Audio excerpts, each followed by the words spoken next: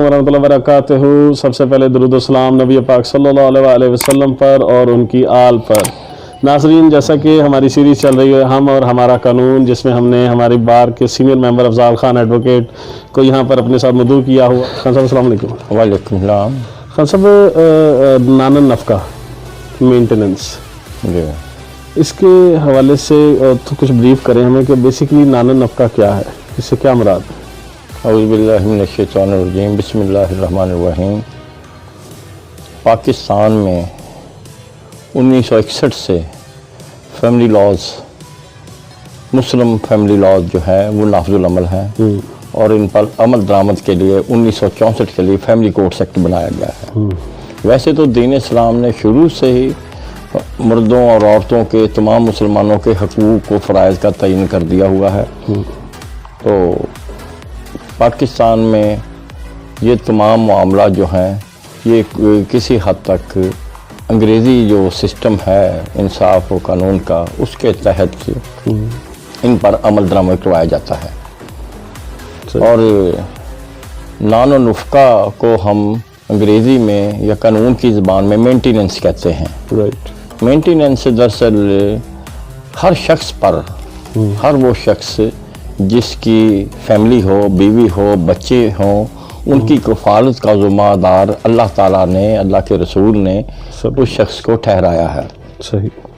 लेकिन बाज़ का ऐसा हो जाता है कि मियाँ और बीवी में कुछ तलखियाँ हो जाती हैं और ख़ुद खामंद किसी जोरो जबर के ज़रिए या किसी ईगो के तहत कभी बीवी को घर से निकाल देता है, या कभी बीवी जो होती है वो नाराज़ होकर अपने पेरेंट्स के पास चली जाती है, या फिर इन दोनों के दरमियान कोई ऐसा शख्स, ऐसी शख्सियत आ जाती है जिसके बारे में दोनों में इख्तलाफात पैदा हो जाते हैं, ईगो का मसला बन जाता है। अभी कुछ देर पहले ही मैं केस में आया हूँ, तो मियाँ बीवी में कोई झगड़ा नहीं, लेकिन हुआ कि बीवी अपने बच्चों समेत गई थी अपने पेरेंट्स के घर। वहाँ पर जो खामन गया कुछ अरसे के बाद, उसकी तल्ख कलामी उसके भाइयों के साथ हो गई। वो उसने आने से इनकार कर दिया बीवी ने, और मामला साल 2 साल लटका रहा। तो कुछ दिन पहले उसको गिरफ्तार करके ले गए। पता चला कि उसके खिलाफ जो एक्स पार्टी डिक्री हो गई है मेंटेनेंस की, तकरीबन 3-4 लाख रुपए की, क्यों पास्ट का उन्होंने डाला हुआ था। तो फिर वो बेचारा हैरान, उसको जेल में भेजा गया था। उसके जो भाई थे वो बेचारे परेशान फिर रहे थे।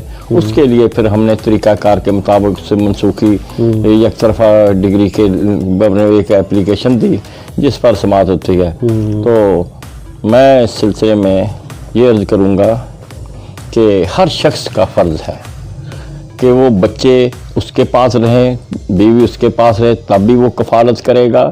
अगर वो किसी वजह से उसके किसी कसूर पर या दूसरी साइड के किसी फॉल्ट की वजह से अगर बीवी उसके पास नहीं रह रही, अपनी मर्ज़ी से अगर घर में रहे, तो फिर अदालतों का ज़रा म्यार मुख्तलिफ होता है। लेकिन अगर ये साबित हो जाए कि ये उस खामंद का इसमें अमल दखल है, इसका कसूर है, तो फिर अदालत उसका, बीवी का और बच्चों का वो मेंटेनेंस जो होती है फौरी तौर पर आर्जी लगा देती है।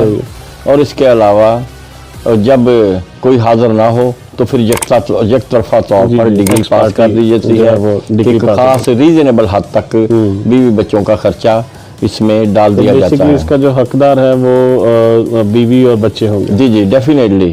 अब तो ऐसी अथॉरिटीज भी आ गई हैं कि अपने बूढ़े पेरेंट्स, उनकी भी कफालत जो है उन्होंने बेटे के ज़िम्मे डाल दी हुई है, डाली हुई है। ये एक अच्छा पॉजिटिव है लॉ। जी जी जी। लेकिन इस पर अमल दरामद कम ही होता है, अवेयरनेस की कमी। हसूल के लिए कौन सी अदालत से दाद रसी तलब की जा सकती है? जी, जैसे मैंने पहले अर्ज़ किया है कि आम सिविल कोर्ट्स में जो मामले बड़े पेचीदा होते थे, लेकिन जब से ये फैमिली कोर्ट्स एक्ट का क़याम 1964 में अमल में आया तो तरीक़ाकार को आसान कर दिया गया है।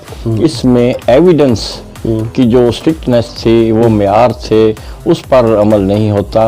अदालतें लीनियंट व्यू लेते हुए, जैसे फिर क्या किसी चीज़ को साबित करने के लिए, किसी रकम के लेन देन के लिए बड़ी रसीदें, बड़े सबूत साबित पेश करना पड़े। लेकिन यहाँ पर अदालतें जो होती हैं कुछ मामलों में उन्होंने एक जहन बनाया होता है कि मिसाल के तौर पर हमारे सोसाइटी की एक ट्रेडिशन है कि जब बेटी की शादी की जाती है, बाप कितना भी गरीब क्यों ना हो, कर्ज लेकर भी बेटी के लिए वो एक अच्छा इंतज़ाम करता है, उसको अपनी बसात के मुताबिक ज़्यादा से ज़्यादा जहेज देता है ताकि वो अपने घर में जाकर बासहूलत ज़िंदगी गुजार सके।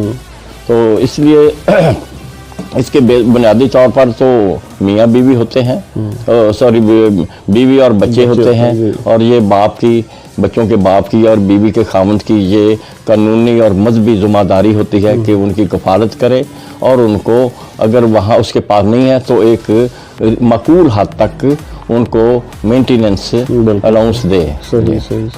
तो इसमें ये जो बच्चे हैं, मतलब जो औरत, और इसमें जो मर्द है उसके लिए क्या ये फैमिली कोर्ट्स का बहुत सख्त व्यू होता है कि मतलब कि इस आदमी ने हर सूरत पे करना ही करना है, मतलब कि उसमें हालात वाक़या नहीं देखे जाएंगे? नहीं, कानून जो है किसी के लिए सख्त नहीं होता। कानून और इंसाफ जैसे कि एक तराजू होता है, दोनों चीज़ों को, दोनों साइड को मद्देनजर रखते हुए। मैंने अक्सर अदालतों में देखा कि एक आदमी वो उसको अगर वो डिग्री पास हो जाती है उसके अगेंस्ट के तुमने अपने बच्चों को या बीवी को ये नाना नफका देना है मंथली, तो वो चीखे मार के फूट के रोने लगता है कि मेरी इतनी बसात ही नहीं है, मेरा तो ना कोई कारोबार है ना, मैं तो खुद मतलब इस तरह से। नहीं, ऐसा रेयर केस होगा। आम तौर पर ये होता है कि जज साहब उससे पूछते हैं, जब उसको किसी वजह से वो हाजिर नहीं आता तो उसको जब गिरफ्तार करके लाया जाता है तो फिर अदालत उससे पूछते कि तुम इसको अदायगी कर दो। अगर वो साफ इनकार कर दिया तो फिर उसको सिविल प्रिजन में भेजा जाता है। आम तौर पर ऐसा नहीं होता, क्योंकि होता यह है कि हम जब एक तरफा डिग्री मंसूख करवाने के लिए जाते हैं तो हम अदालत से रिक्वेस्ट करते हैं कि हमें अनहर्ड जो कंडेम किया, जैसे कहते हैं नो बॉडी शुड बी कंसर्न अनहर्ड ऑडियो कंपार्टमेंट के असूल के तहत उसको सुना जाता है।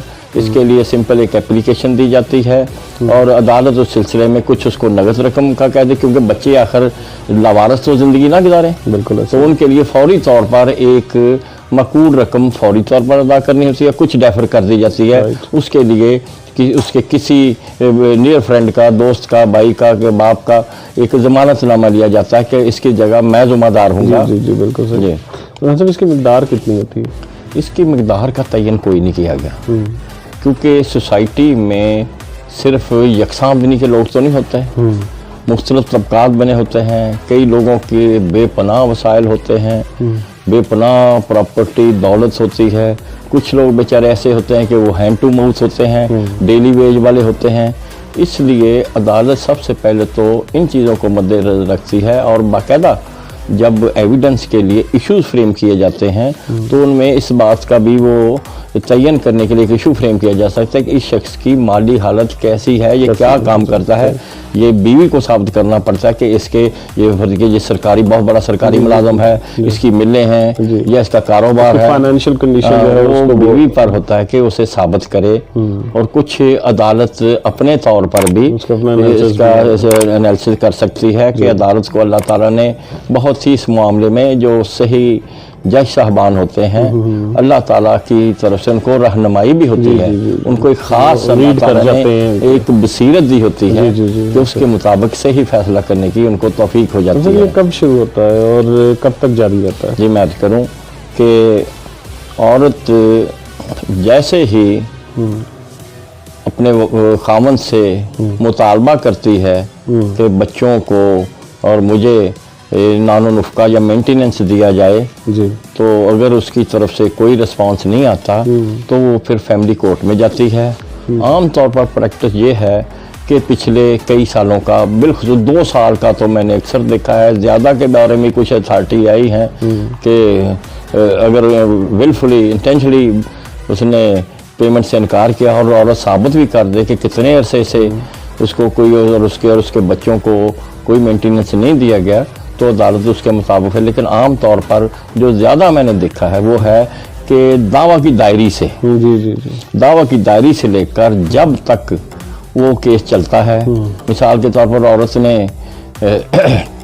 फर्क तनसीख भी ले ली है तो जब तक औरत इज्जत गुजारेगी, मौसर तलाक सर्टिफिकेट ना मिल जाए, उस वक्त तक वो हकदार होती है। बिल्कुल सही। लेकिन अगर वो डिसोल्यूशन नहीं हुई तो ये अदालत की सवाबदीद पर होता है कि वो पास्ट का कितना खर्चा लगाए और फ्यूचर में किस हद तक, कब तक, बिलखुसूस डिसोल्यूशन ऑफ मैरिज तक, तलाक तक, या अल्लाह न करे कोई भी ऐसे मिसहैप तक, किसी की फौतगी तक वो जारी रहता है। लेकिन जहाँ तक बच्चों का मामला है, बच्चों के लिए वलादत से ही शुरू हो जाता है।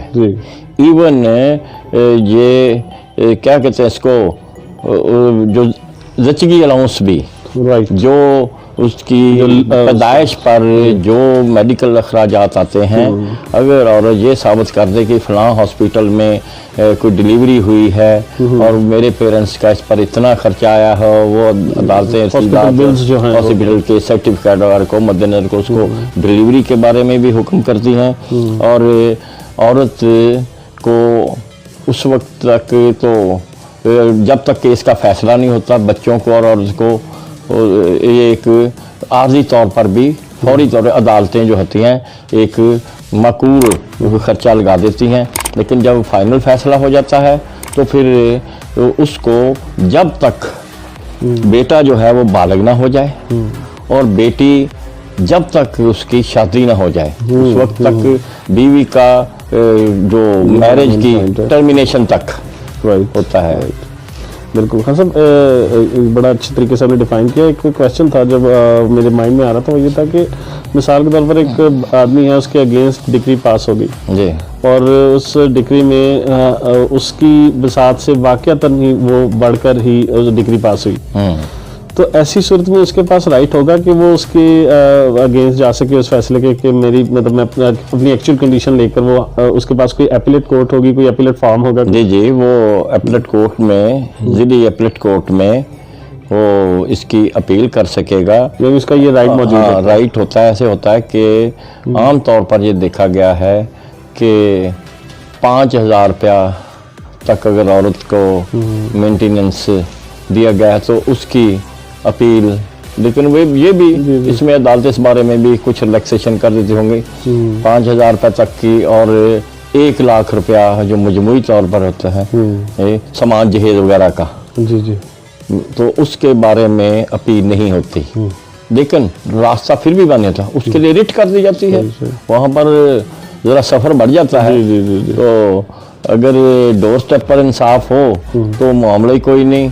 लाहौर के लोगों को तो बड़ी आसानी है, लेकिन फैसलाबाद के लोगों को तो ज़ाहिर है कि हाई कोर्ट में जाते जाते तो आदमी का जो है वो बुरा हाल हो जाता है, इसलिए बहुत से केस रास्ते में दम तोड़ जाते हैं। चलो जी, दुआ करते हैं कि अल्लाह ताला फैसलाबाद को भी हाई कोर्ट नसीब करे ताकि यहाँ के लोगों को भी उनको इस लेवल का रिलीफ मिल सके। Thank you so much. मैं थोड़ी सी वजाहत कर दूँ, एक बात रह गई थी, वो ये है कि फर्ज किया एक फैमिली का, बच्चों का, बीवी का पास्ट का लगाया है, फर्ज किया उनका 5,000 या 10,000 या जितना भी पर हेड लगा दिया, वो हर साल 10% उसमें इजाफा भी होगा। जी, बड़ा मेन चीज है, क्योंकि महंगाई भी 10% उससे पर ईयर जो है वो उसमें वो इंक्रीज होता है। वो इजरा की अदालत में जो होती है एक्सिक्यूशन कोर्ट, वहाँ पर फिर 10% हर साल लगता जाएगा। और बाज़ औक़ात मैंने ऐसे भी मेरे केसेस सामने आए कि इजरा वाली अदालत में ही हालात को मद्देनजर रखकर उसमें इजाफा भी करवाया जाता है। बिल्कुल ऐसे कि पहले बच्चे जो थे, कोई सकलिंग चाइल्ड था, स्कूल गोइंग, कॉलेज गोइंग तक हो जाते, तो ये अदालतें इन चीज़ों को भी बहुत ही सिंपैथेटिकली गौर करती हैं। Thank you so much Khan साहब, बहुत शुक्रिया। बड़ा मेन पॉइंट जो इन द एंड आपने उसको भी हाईलाइट कर दिया। अल्लाह ताला जज़ाए खैर दे आपको।